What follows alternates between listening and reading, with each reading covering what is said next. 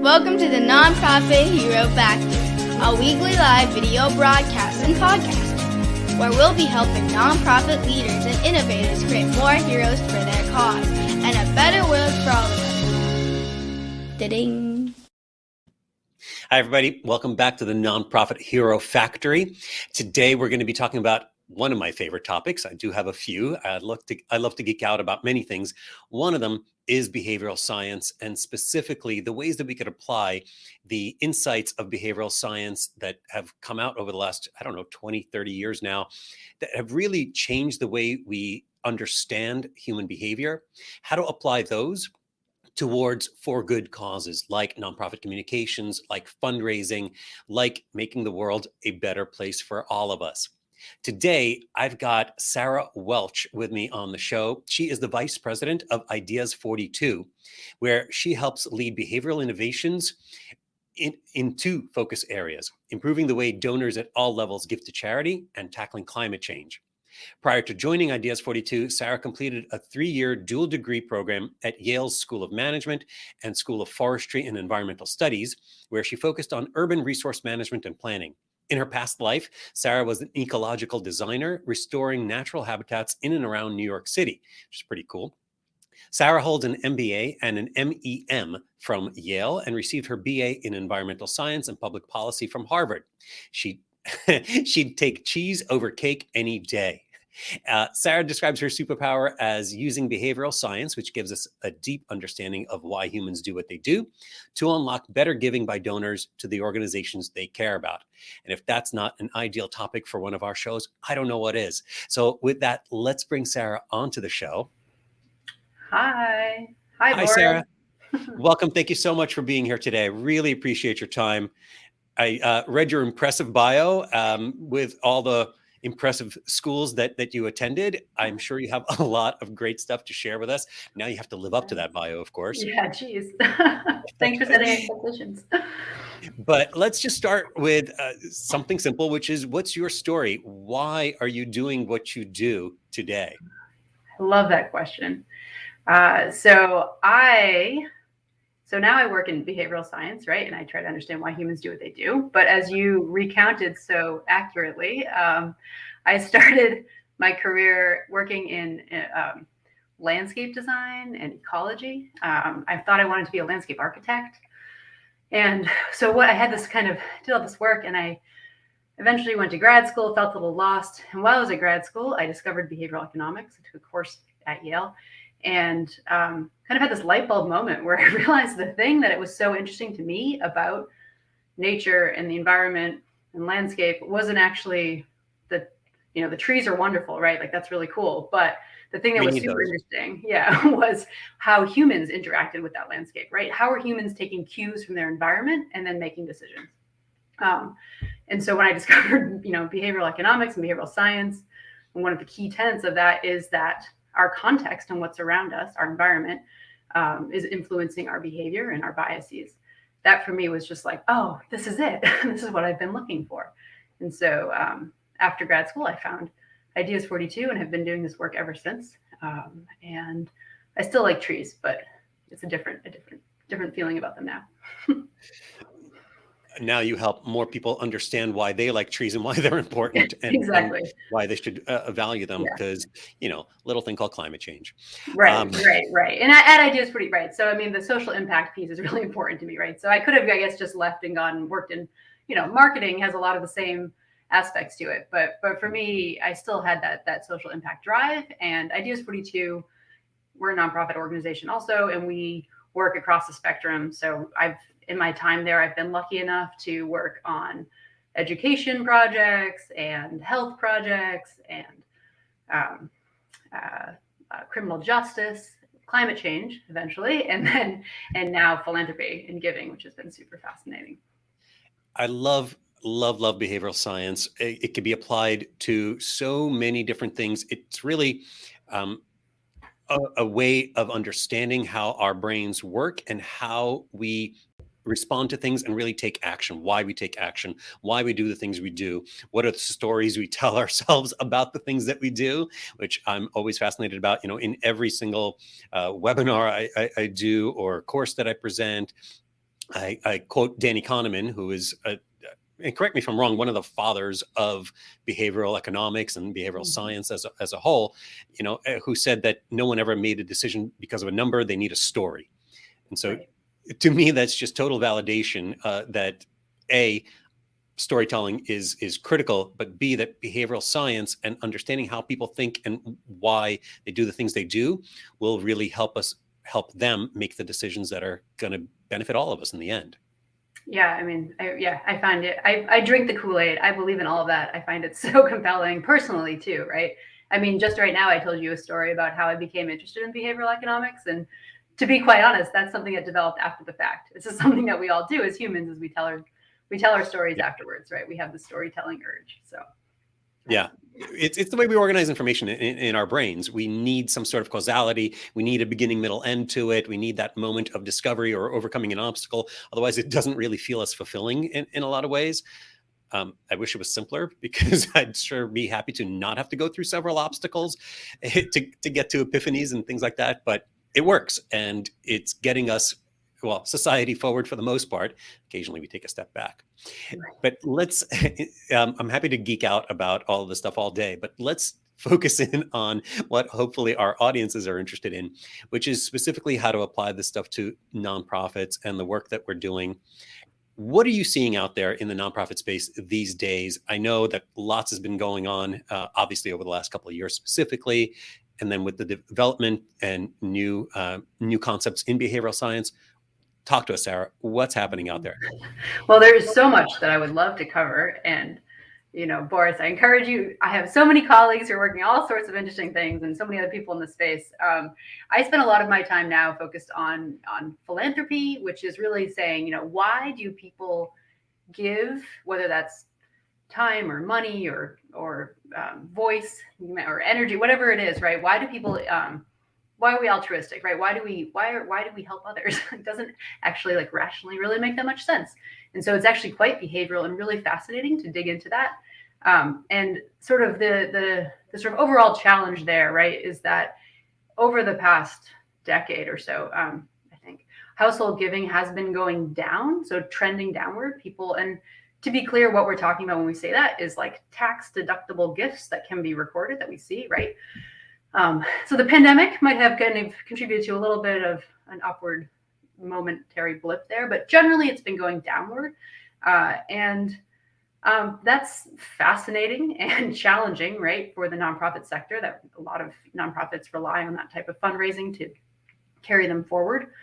It also means that people who, billionaires with lots of money to give suddenly will continue to have outside voice and disproportionate voice in the sector. And that comes with its own sort of challenges about, even if they mean well, they are either kind of unelected people with a huge amount of power. So there is an argument, right, to continue to have these individual voices being part of how the nonprofit fundraising sector works, right? Yeah. And so in that space, so we've seen this downward trend, but then there's been other things I think lately that we think a lot about. One is that the pandemic really did shift a lot of things, right? It caused the whole nation, the whole world, really, I think, to recognize, to sort of have a reckoning with equity, and ask questions about who has power and why do they have that power, and how do we shift it if we need to? What does it mean to be part of a community? How do we interact with people virtually if we have to, right, rather than in person? All of those things have come to bear on the philanthropic sector as well.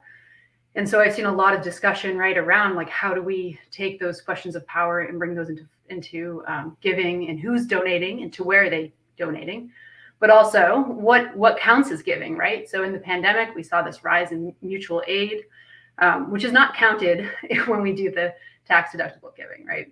But there's also just like you and I don't know, being kind to our neighbors or helping someone out. Or during the pandemic, it became a thing about shopping local, right? Are you supporting restaurants and giving big tips? All of those things all kind of come together into one big picture about what it means to be a generous and kind person in a community. And so there's been a lot of talk, I think, too, now about how do we recognize that type of giving. So I want to break down a lot of that stuff because it's absolutely fascinating and critical to understand in greater detail. So I did an episode a little while back with Doug White, who is a philanthropy expert as well. And we talked about this, that yes, overall giving actually has gone up while individual per capita giving has gone down. So philanthropists are the bigger philanthropists, let's just say, let's call them billionaires for lack of a better word, but honestly, anybody over $10 million that's giving net worth, that's giving so much more than an average person. If the majority of people are giving less and the minority are giving more, then the minority can dictate what programs get funded, which nonprofits they're interested in. That's the ones that, and the types of work that they're doing. That's what's going to happen. Even schools and universities get funding from big name philanthropists who may or may not want their name on a building. And that dictates the direction they could go, because that's the money that they could spend on certain things. So it's definitely an issue and a cause for concern in our society today, where we want that element of our network, of our, what is it called? The social safety net, if you will, to be more democratic for the entire population in one way or another, to get a say in what we think is most important today for those of us who are perhaps less privileged, or for society as a whole. So that's definitely an issue that I recognize and appreciate that you're working on to help solve. The other things that you were talking about in terms of the trade-offs in the different types of giving that are going on, and how things aren't measured. Yeah, during coronavirus, during the heights of the pandemic, it was a lot more about coming together as a community, protecting each other, hopefully in various ways. Even the act of wearing a mask when you're not afraid yourself you're going to get, coronavirus, but you're wearing it to protect others. There's something that gets reinvigorated in our social stream of consciousness, in our social contract to each other, where we feel more responsible to our neighbors, and sometimes even to virtual neighbors around the world, right? Right. The virtual piece, I think, is super interesting, right? And that's another trend that I don't think is going to go away, is that, right, in general, we now have all these digital tools available to us. And in many ways, that makes things like giving much easier, right? I can text a small number, a number to give $10 to somebody, right? Or I can find any charity I want online and send them a donation. But in other ways, there are trade-offs there too, because sort of the old-fashioned way of somebody coming up to you and asking you to give actually has a lot more weight when it's so social and visible. And we are social creatures, as you know. And so I think there's some trade-offs there that we've been looking at too. The rise in digital tools, may have some trade-offs in the social norms space. I think there's something we can do with that, but that's been another tension, I think, that we see in the space. So dig into that for me. What is it that makes us give if someone is coming to us in person to ask? And I mean, I could visualize it in my head right now. Someone asking me. We can all feel that as you describe that, what that feels like. Yeah, it's hard to say no to someone's face, unless you're a New Yorker and are constantly being asked for money on the street. And, Right. At some point you feel like it's overwhelmed. It's too much. You can't help everybody. So you stop. A lot of New Yorkers, and I'm sure homelessness is on the rise around the country. I'm sure not just in New York. But why is that more powerful than a digital ask? And then what do we do about that? Yeah, I mean, we're ultimately such social creatures, right? The sort of behavioral economics phenomenon that we talk a lot about is like social norms, it's often described, basically refers to the fact that we are always subconsciously, even if not consciously, comparing ourselves to our peers, especially in situations where we're not quite sure what the right behavior is. And giving is full of that, right? We're never quite sure, like, I don't know, should I give to this charity? Is this the right one? How much should I give? Things like that. And so that means that we are, I think, even more susceptible in cases where somebody's asking you for money, or asking for a specific amount, to those types of influences. And there's actually, there's research specific to charity about this. It sounds a little bit silly, but people will literally go out of their way to avoid being asked because of the guilt, right? There's like a level of guilt that comes with saying no. They ran a study in like a shopping mall that had 2 exits, right? And people went out of the way to avoid. It was literally Santa Claus, I think, ringing a bell to avoid that ask. And so, yeah, we're just ultimately so social that it's really hard to say no. But I do think there's something interesting here too, where again, if you imagine you are that person getting that ask, right, you feel icky, but after you make that donation, most of the time you still feel pretty good. You still have what we call warm glow from that donation. And that's true of a lot of other sorts of like pro-social activities. Maybe wearing the mask, right? You kind of feel pressured by other people to wear a mask, but you do feel good ultimately that you're wearing that mask. And so I think there is some, it's a tension. And I don't know if the answer is totally to get rid of it or rely too heavily on it. But we do see that when you sometimes to make things so easy, we put them online, right? And you remove that social aspect. There's one example that comes to mind. I think the Combined Federal Campaign, the CFC, right? Sort of a famous or infamous, maybe, depending how you felt about it, fundraising effort within the federal government.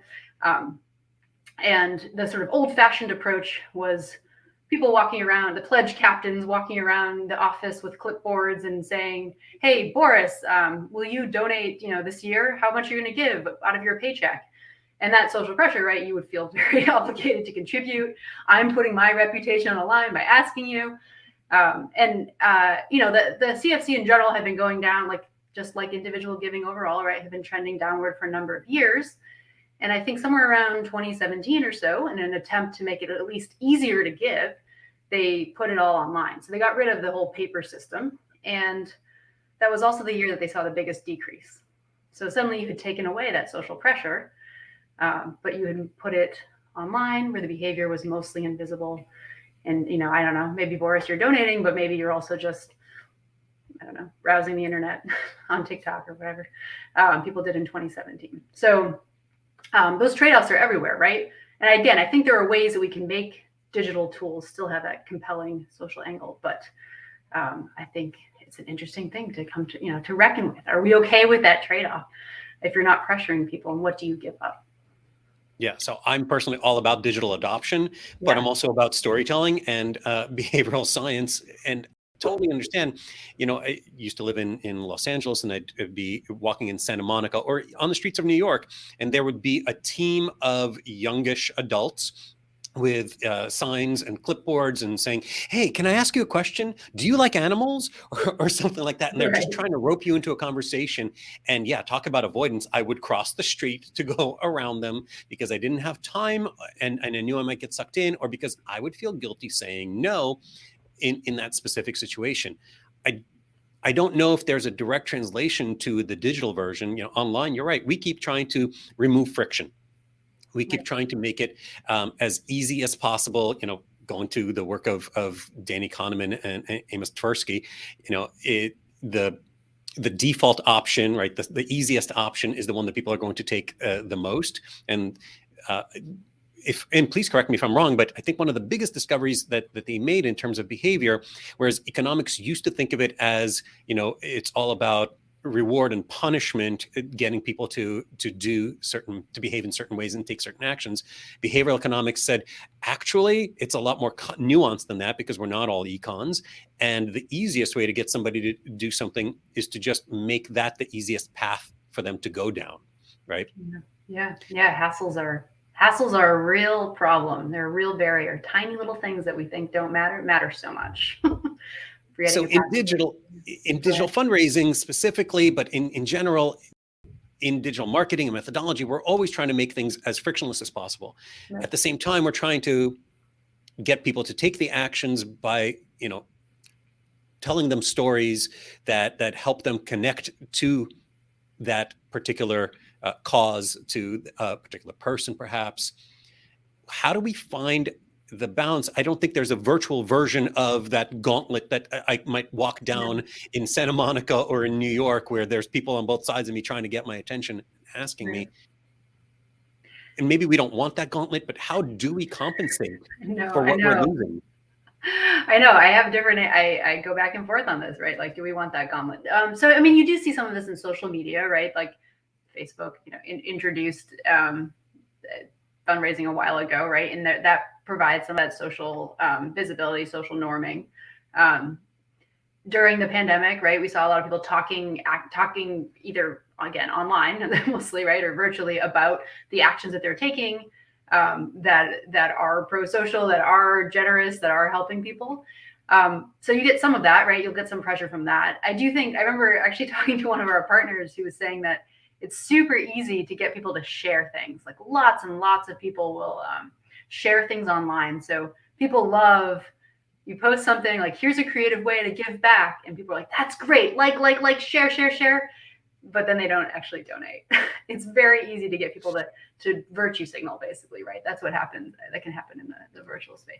But I do think there's something promising. Again, I don't think we've cracked it yet, but I do think there's something promising there. There are ways to think about, how do you hit that balance so that you can still bring in some of that social aspect. Or I don't know, sometimes I'm also like, maybe we need to just find some ways to bring it back into the in-person space as well. I haven't quite figured that out yet. Well, we'll give you a little bit of slack on this one. It's not the easiest problem to solve, but come back to us in a week and we want right. Now, there are, of course, most organizations want to go back to the in-person events, to the in-person fundraising dinners and galas, because there is that social aspect, there is that social pressure. The person to the left of me and the person to the right of me just gave X amount of dollars. Well, I feel now that I should do my best, maybe even compete and outdo them, but at least try to match them or present that, well, I am a person who cares too in one way or another. I know, actually, as we were talking, I was thinking Zoom recently introduced their in-meeting donation functionality. And one of the great things about it is when you give, it will let you instantly put up a little banner under your photo that says you gave. And talk about social pressure. If you're seeing a screen of 12, faces, or 9 in that TV show format, that where's Alice? Sorry. If you're seeing everyone else around you all of a sudden have that little banner, oh, I gave. Yeah, you're going to feel that pressure. So maybe there are ways to work that back in on the social and the digital side. Yeah, that's super interesting. I admit I didn't know about that, and now I really want to try it out. That's awesome. I'm going to look into that, because I think that, that helps, right? But that's different. That's no longer like on a social media platform with some distance. That's very intimate. That's very these are your peers giving in the moment. So I like that. That's really interesting. Yeah. So we have the personal side of things, and I know that in behavioral science, and I know you work with this sort of thing, we talk a lot about, telling that story, getting across that you can help a specific human being or an animal, perhaps, that we try to get someone to connect to a specific outcome in a specific person's or someone's life.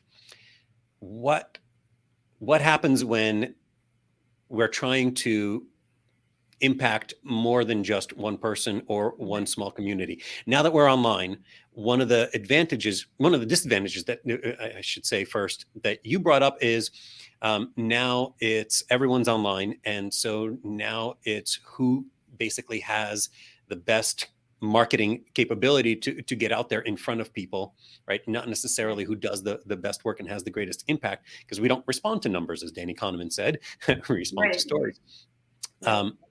But one of the advantages is we can now find people around the world that are interested in what we're doing in our little corner of the world, or in the way that we're trying to help the world to recover or to heal or to progress. So where does behavioral science come in when we're talking about bigger cause pictures and things that are not perhaps something that I myself can solve with a donation? Right. And that's the other fascinating. So actually, when you read my bio, right, the other thing that I focus on is climate change. And climate change is this is the problem, right? Climate change, behaviorally speaking, is hitting all of the wrong buttons, right? It's long-term, it's vague. It doesn't affect me very personally, right? It might generally, but not in the same way, right? So the effects aren't very salient to me. And anything I do today feels like a drop in the bucket, right? So all of those things make it so hard for us as humans to take action on climate change. And so, and if you contrast that, right, with like, what are the most effective stories that you can tell in philanthropy for fundraising? It's like the super compelling, specific problem. There's a classic example from, I think, like the 80s of a baby fell down a well in Texas. I think her name was like Jessica. So it was like, Sounds baby right. Jessica is stuck in a well and we need some money to get her out. And that is like, oh my God, it's a baby. She's stuck in a well. She has a name. And I know that if I give some money, they'll be able to save her and the problem will be solved. And for us as humans, like that's the opposite of climate change, right? That's like, take all my money and solve that problem, please. And I will feel so good about it. And so I think the challenge is like, how do you learn from baby Jessica and apply it to climate change? Or maybe climate change is, maybe that's like really, really hard. So let's step back and at least try something like anti-poverty work, right? How can we not just raise money to solve sort of the symptoms, right? Like it's great to provide people with food and help children and all that, but can we like get at the sort of the underlying causes of poverty instead? And that type of work is way broader, right? And it doesn't have that specific compelling story. But I think this is something we're hoping to do some work on, actually. I think that there is something there, like maybe we can take something that is a big social change issue and try to break it down and give it that level of urgency. Like do a super urgent, old fashioned, what is it, like the thermostat kind of the bulb, right? Like type of fundraiser around something that is a big social change issue, like some aspect of climate change or some aspect of like anti-poverty work that you can fundraise the same way. Like, can we bring some of the urgency and specific stories to something that is a big intractable problem? I think there is something promising there. Again, that's where you see people taking the most action. So again, taking like the behavioral features of those challenges, and could we try to translate them to these big problems? Don't have the answer again to that one either, Boris, but I think there's something there. And yeah, check back with me in like maybe 2 weeks at least for that one. Well, with the holidays, I understand you might be a little backlogged. So actually, there are definitely nonprofits that are working on that kind of a scale. One that comes to mind is New Story Charity. They're working to end global homelessness, and they are innovating specifically technological answers to homelessness, which doesn't sound like a technology problem. It sounds like a physical and low on the high or low, depending on which way you're looking at the pyramid on Maslow's hierarchy of needs. It's critical. And yet they are innovating constantly. They are famous for 3D printing an entire community in Mexico. 3D printing, I don't remember how many homes for an entire community in Mexico. And there are definitely people, when I spoke to, actually her name is also Sarah Lee from News Story, she was telling me that there are people who will invest in that specifically. They're attracted to the fact that we can make a difference on a huge scale, right, and tackle some of the sources, but also tackle en masse some of the issues that we're facing, versus helping house one family. What's interesting is they then still tie the outcomes to a specific gift. So if you give, they will match you essentially with a family within that community that they're building houses for, and you get to see their story from beginning to end, where they move into their new home.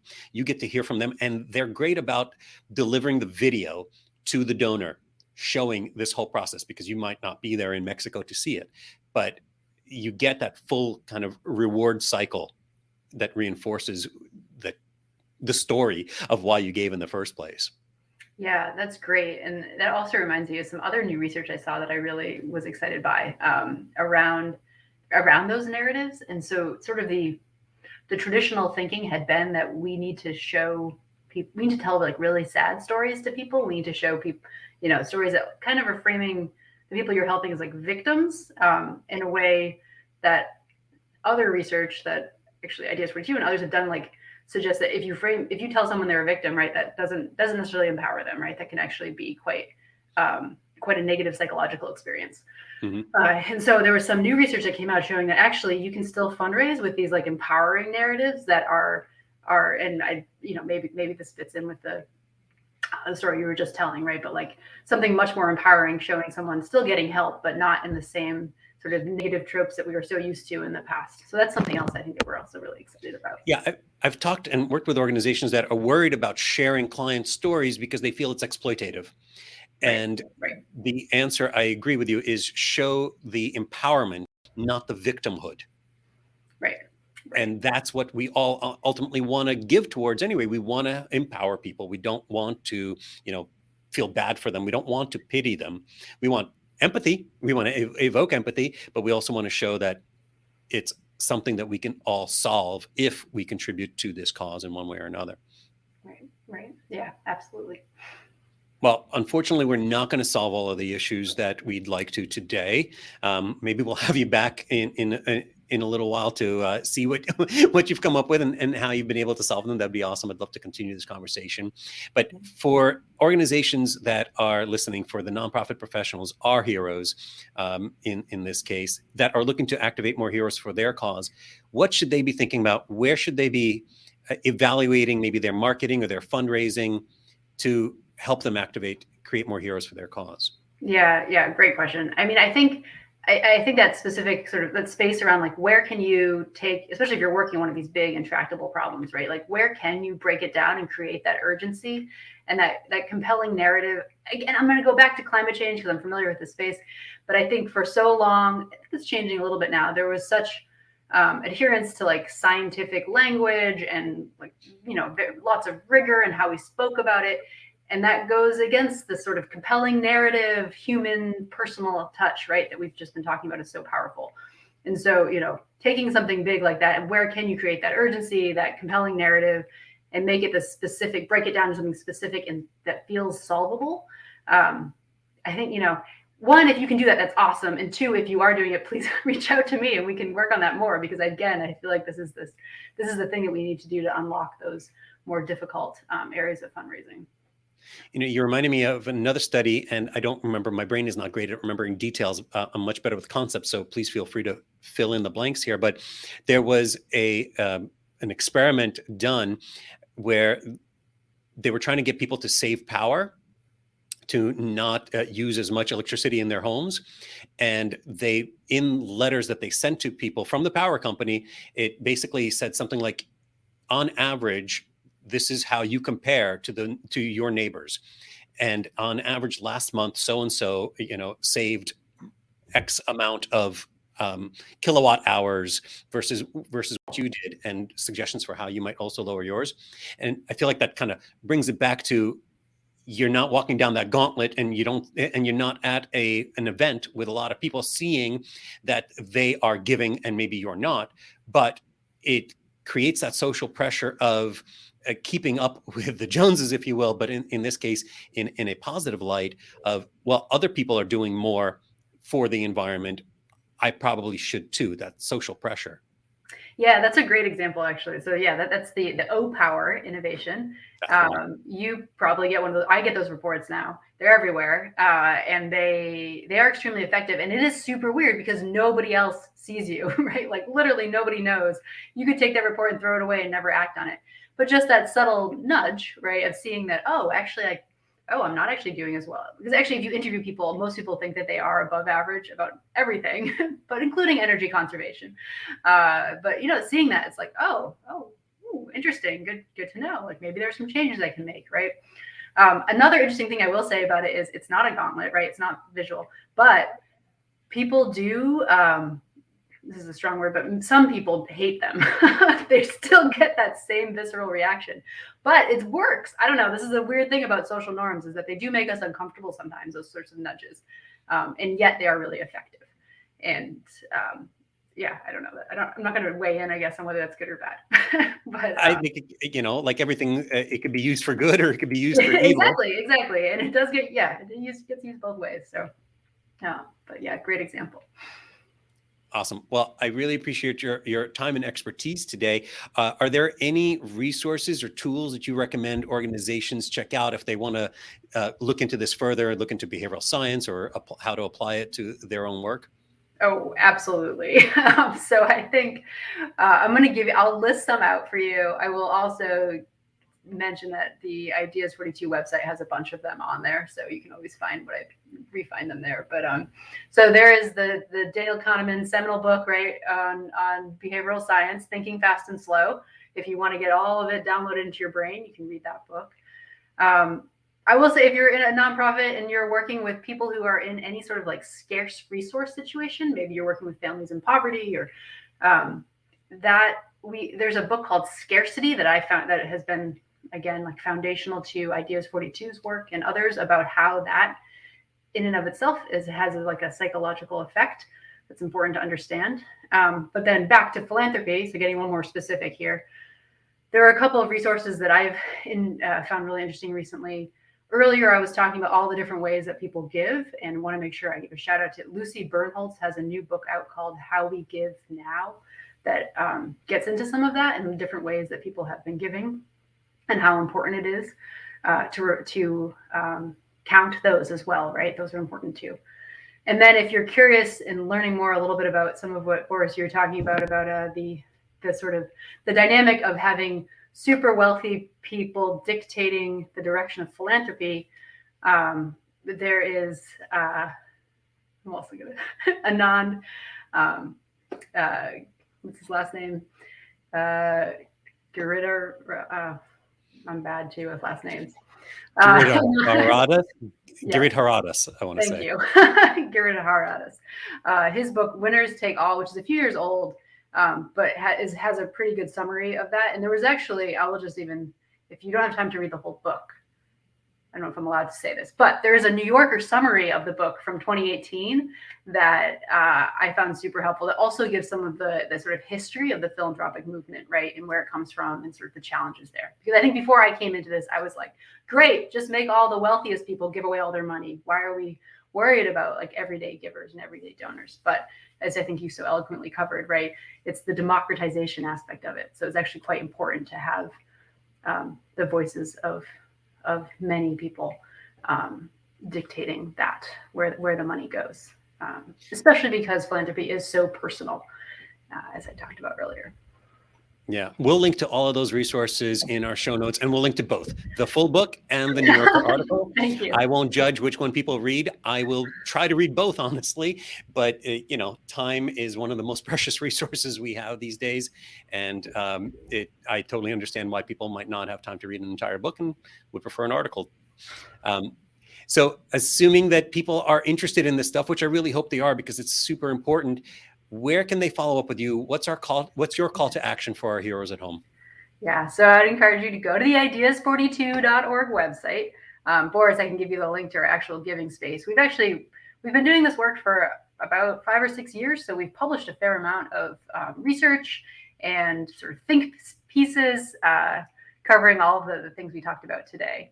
And we are continuing to do this work going forward, at least for the next few years, and excited to kind of explore some of these new areas that have emerged and focus more on volunteering and some of the sort of new ways of giving that we see today. Awesome. Well, I look forward to checking those out.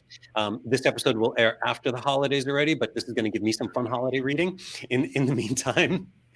Sarah, thank you so much for coming on the show today and sharing your ideas, your questions. I mean, even if we can't solve all the problems, even knowing which questions to ask and how we should be thinking about things, I think is critical to ever making a difference in the world.